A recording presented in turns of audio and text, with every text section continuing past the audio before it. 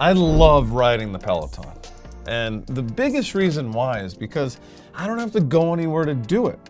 This is one of the best ways to guarantee that you can't use an excuse not to work out, okay? You can make it up still. Oh, you know, I don't want to walk into the other room and get on the Peloton.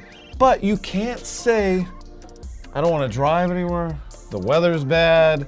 I don't want to go outside. I want to go to the gym, all this stuff. The Peloton Bike, treadmill, row machine, or any at-home cardio equipment that you have takes away the excuses. And today, I'm going to tell you exactly how I use the Peloton to not only get rid of those excuses, but to help me strengthen my lungs because I am an athlete with asthma. And I have a gift for you, for anyone out there, any athletes with asthma, any athletes in general, that are looking to increase their athletic performance by losing some weight. I actually was 191 pounds back December 2022. Within 90 days, I was down to 165, which is my ideal weight. That's where I'm at right now. And I was able to do that by following 3 pillars that are very practical, very easy for you to immediately integrate into your life, immediately and easily integrate into your life, even if you have asthma. I have a free guide of exactly how to do it, linked right below this video, so go check that out. So, Peloton, the bike specifically in asthma. Here's the number one, this is the first thing you need to do if you're looking to really get it going on the Peloton. You need to identify your power zones. Even if you're not planning on doing power zone rides, okay? Now this is the thing, people think, oh, I only need to do that if I'm gonna do power zone rides. But you need to identify your power zones. And there's a reason for this. Now, maybe some of you have heard of Orange Theory. Maybe some of you integrate the Orange Theory scientific principles into your life, even if you don't know what Orange Theory is. Whatever it is, the whole point of it, and remember, I'm not a medical professional, I'm not a scientist, I am an athlete, okay? And you need to go talk to your medical professional before doing anything. Definitely recommend doing that. I have a disclaimer linked below this video, and it's right here as well. The reason why I say identifying your power zones is so important is because this gives you an idea of how your body is working.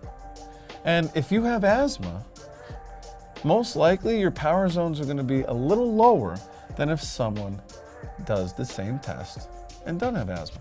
Now you can do it a couple different ways, and the Peloton teachers, they actually will tell you the different ways to do it.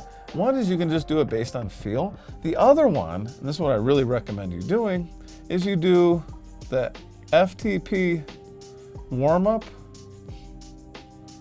and test. And when you do this, only push yourself as hard as you feel comfortable. Like, that is the big thing here, okay? You can retest again in a few months, but basically what this is gonna do is it's gonna give you what they call power zones. And there are 7 zones. Now, if you wanna know about the zones, just search power zones on YouTube, and you can really figure out exactly the science behind the zones. I'm not here to talk to you about science.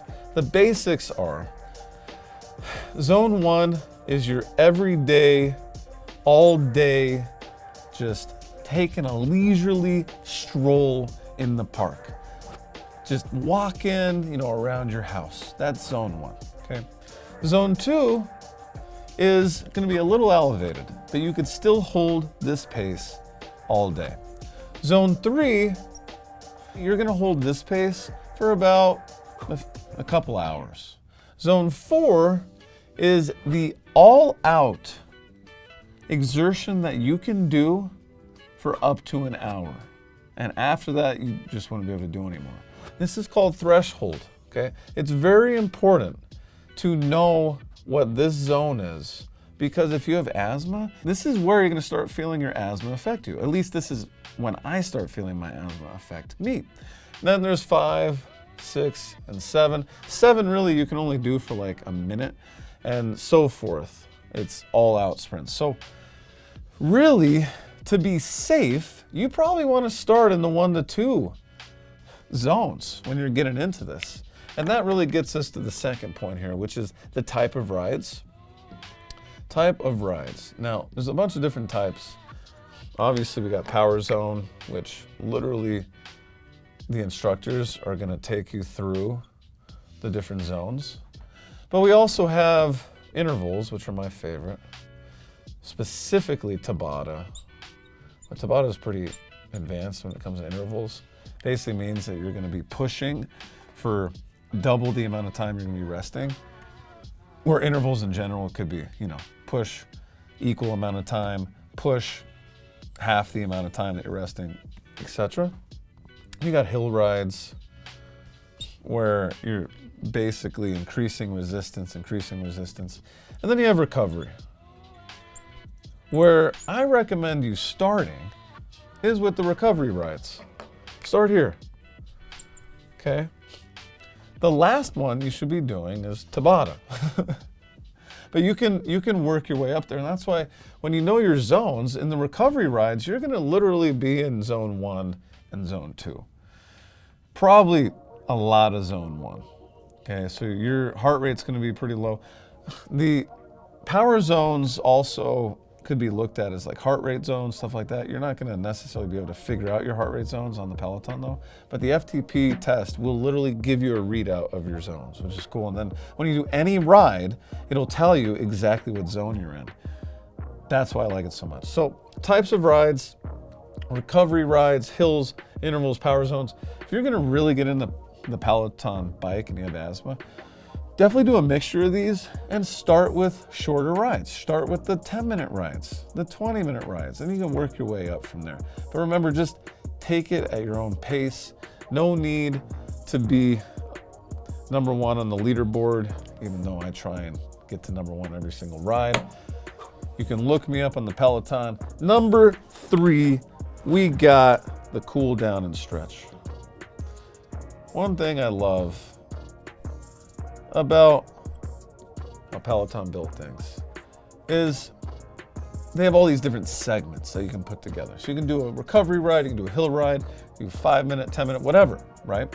And then at the end, I recommend that you always do an extended cool down. So add at least a 5-minute cool down ride to your ride, and then do it at least a 5-minute stretch. Now, if you're like, I don't have time to do a 5-minute cool down, you can skip the cool down. Don't skip the stretch. This is gonna help you so much for recovery, and your body is gonna thank you for it. And the last point, number 4, is we gotta have our supplies.